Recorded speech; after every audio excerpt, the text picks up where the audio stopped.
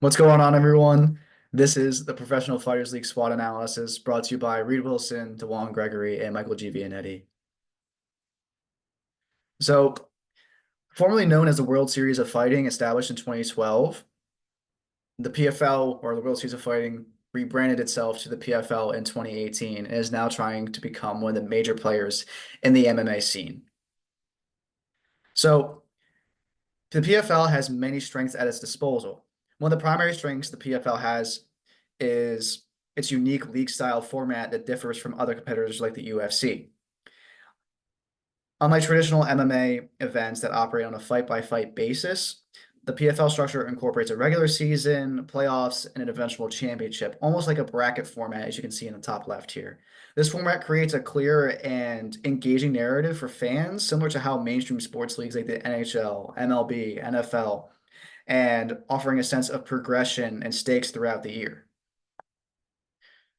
And championship opportunities are earned rather than determined from promotional politics or other shadier conversations that happen behind the scenes in the UFC. There's sometimes conversations that happen where the UFC would rather put on an entertaining fight rather as compared to a fight that is more well-deserved or the best fighters in their respective weight class. Moving on, another significant trait the PFL has at its disposal is its financial incentives it's able to give to its fighters.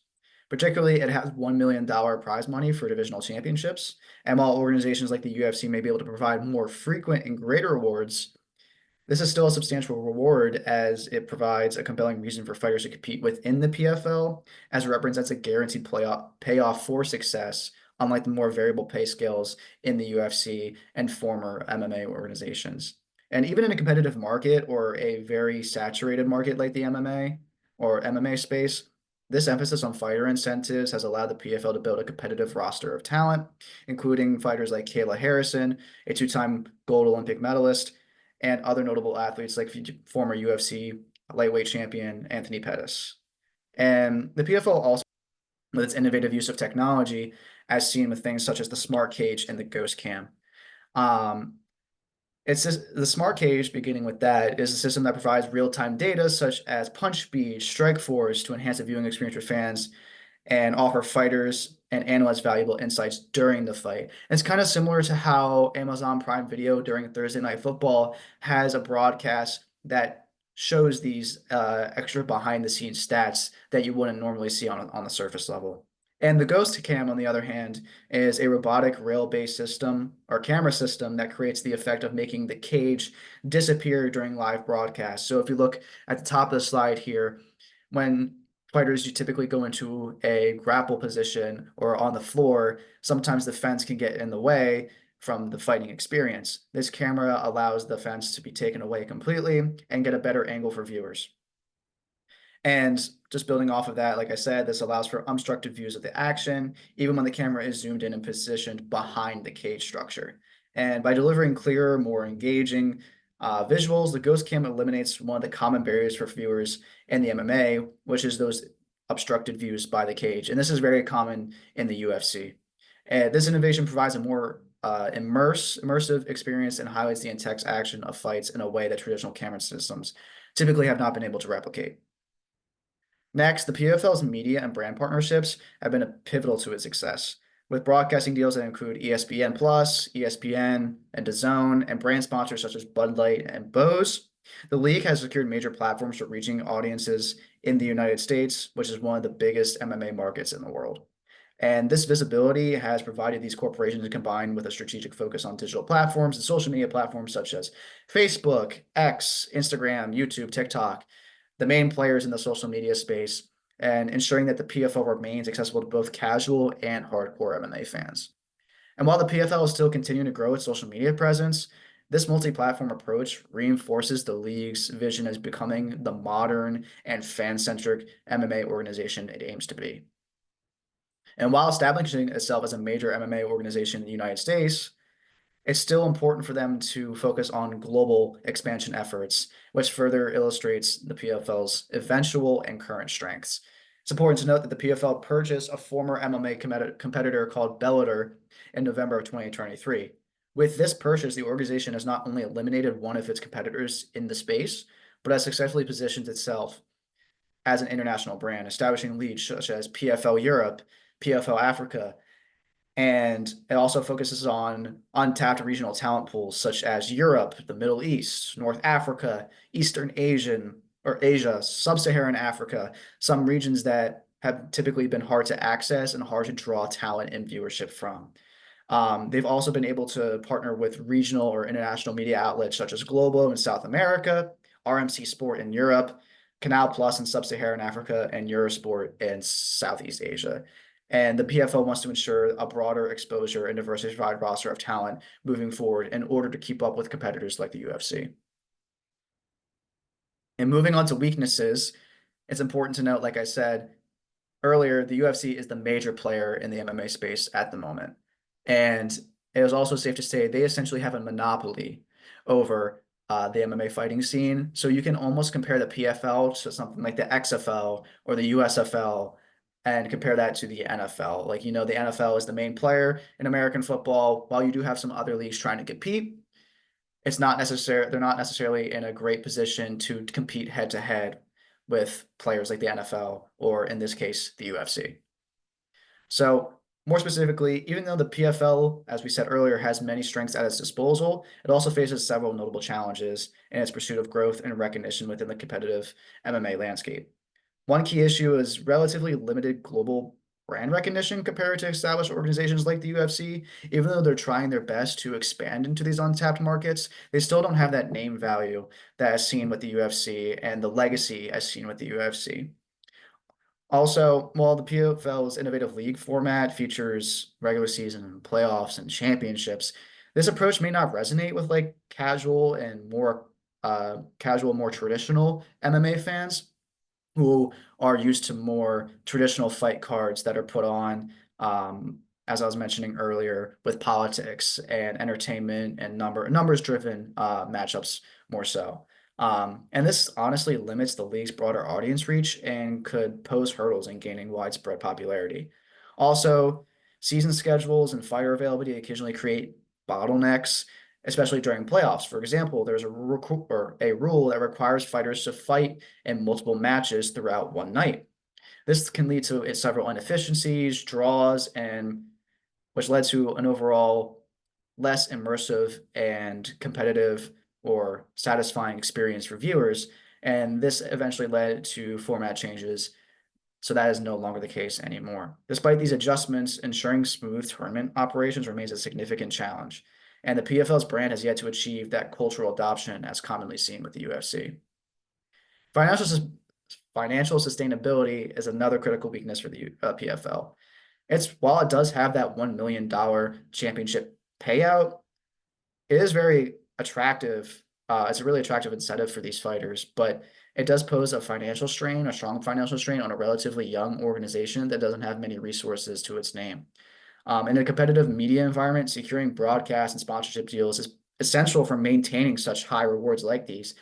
Although the league secured a $30 million e-investment, which is the fifth major round of fundraising any organization or startup organization has to go through. These financial commitments, including ambitions move into these emerging markets like Africa, Europe, and Asia, require substantial investment, and this pressure on profitability could hinder long-term sustainability if these initiatives do not deliver expected returns. And we are still waiting to see if these new leagues will do so. So that is still a question mark at the moment. And additionally, the PFL's heavy reliance on acquiring big name fighters may detract from the development of homegrown talent that the UFC has been really known for, which is crucial for cultivating a long-term fan loyalty and sustainable roster. Attracting and retaining marquee fighters is another notable challenge, building off of that. And although the PFL has signed high-profile athletes like Francis Ngannou, its entire roster lacks depth and established star power. And like I mentioned before, homegrown talent needed to consistently draw in large audiences and fan groups. And many of its fighters across all of its leagues are still in the process of building their personal brands, making it difficult for the PFL to rival the UFC in terms of pay-per-view sales and event monetization. And this dependency on a few key figures may limit the PFL's ability to maintain consistent fan engagement and profitability over time. Still, we have much more to see as the years go on. The PFL has faced recurring issues with fighters missing weight and impacting the integrity of its tournament structure. And in past seasons, penalties for missing weight were implemented to address this problem, such as deducting playoff points and barring fighters from earning points for wins when overweight. This issue led to notable disruptions in tournament flow and league-wide competitive flow, such as in the 2019 and 2021 seasons. While the league has revised rules to impose stricter penalties for being overweight, the continued occurrences of fighters struggling to make weight highlight the need for more effective solutions, possibly stricter oversight or changes to how weight classes are managed in the future. And while the PFL's innovations and global expansions present opportunities, the organization must address these weaknesses and to ensure its sustainability and competitiveness in the MMA market moving forward. So while it is important to be ambitious, they also must to balance that ambitiousness with growth strategies with the need to solidify its core product and attract a broader audience. And ultimately, that'll be crucial for its long-term success. All right. So relatively new PFL. There's a lot of opportunities for the company to grow and pass some of its competitors like the UFC.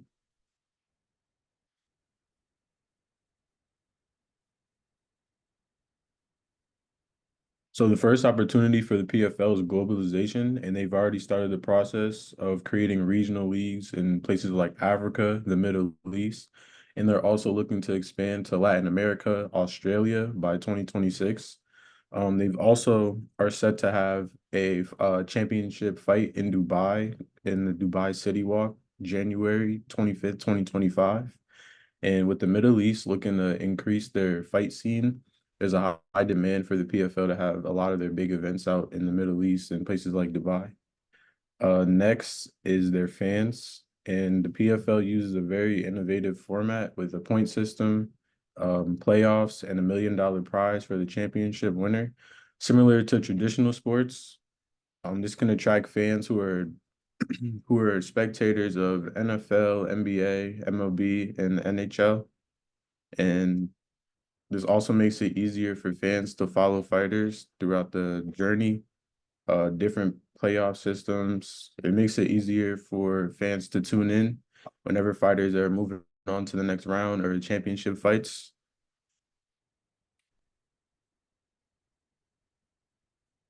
Next opportunity for the PFL is sponsorship and partnering. So currently they have over 2 dozen sponsors, including Boys, DraftKings, and Geico. And they've also signed Jake Paul, who's also a massive media star who brings more opportunity and eyes to the PFL as well. And then partnering with different streaming services such as Amazon Prime will also generate more revenue, similar to the UFC, who's on ESPN and signed a deal. This brings extra profit for the league, makes it easier for them to have more events and sign more fighters as well, which enhances it. And then the last opportunity is enhancing their women's division, creating marketing campaigns like behind the scenes footage, media content that brings more attraction to these fighters. And this would also set them apart from some of their competitors as well, who don't prioritize their female fighters. Uh, Bringing more attention to their, women fighters will set PFL apart from some of their competitors.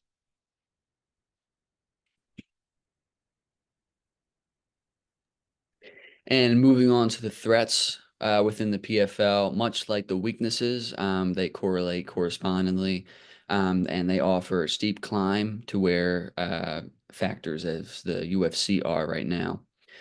So the first and most expected threat to the PFL is the UFC's market dominance and influential power within the industry. Established in 1993, the UFC has a 25-year head start on the PFL, which was founded in 2018. Over the past decade, the UFC has experienced tremendous growth fueled by increasing popularity, market expansion, and iconic athletes. In the late 1990s and early 2000s, shows like The Ultimate Fighter and stars such as Chuck Liddell, Brock Lesnar, they propelled the UFC's rise. And by the 2010s, we saw this morph into a more international approach with stars like John Jones and Ronda Rousey really cementing that market dominance in the MMA industry. Ronda Rousey revolutionized the sport by introducing the women's division, which Dana White said before would never be a thing. Her impact transformed the UFC, attracting a new audience and elevating the brand even further. And as we all know, Conor McGregor became a global phenomenon, bringing unprecedented mainstream attention and financial growth, which really cemented the UFC's dominance. With its star power and established market position, the UFC's continued growth poses as a significant challenge for the PFL to gain widespread recognition. And then moving on to the product aspect, the competition between the UFC and the PFL highlights significant hurdles to overcome, particularly in the media coverage, fighter promotion, and retention space. So, as noted to before, media dominance, often highlighted by the UFC's massive influence, means the media is heavily focused and covering their events, leaving little room for the PFL's visibility. And fighter retention, as Reed mentioned to before, the esteemed development system in the UFC is unlike no other. So, financial constraints are a major issue in the PFL. And if the UFC, with its vast resources, faces criticism for underpaying fighters, the PFL is likely to struggle even more. Fighters seeking better pay and opportunities may follow the trend of moving to the UFC, similar to how Kevin Durant chose a dominant team for better prospects. And scouting and development, as noted before, superior funding within the UFC, attention, and infrastructure make it a dominant force in discovering and nurturing talent. And then moving into the sport trends. So the sporting trends are unprecedented and you can never predict them for every league, as public interest can fluctuate over time.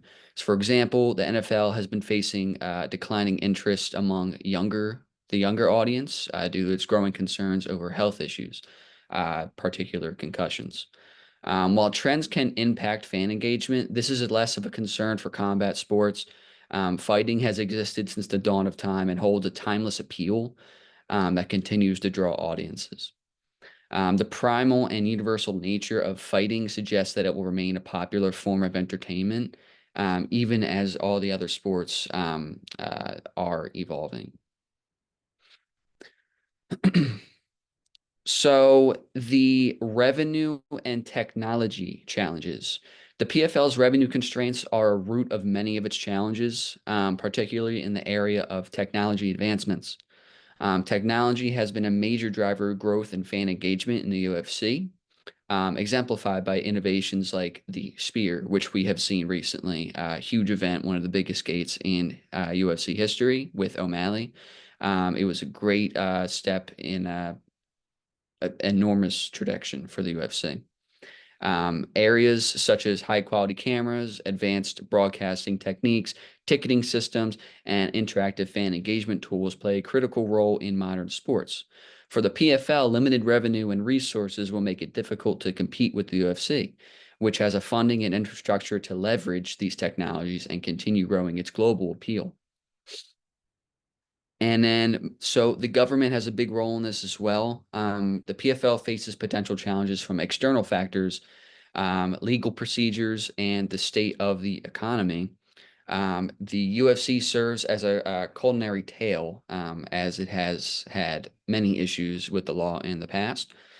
Fighters such as Chung Lee and Nate Quarry have filed class action lawsuits against the UFC, accusing of anti-competitive practices, including unfair pay and monopolistic tactics.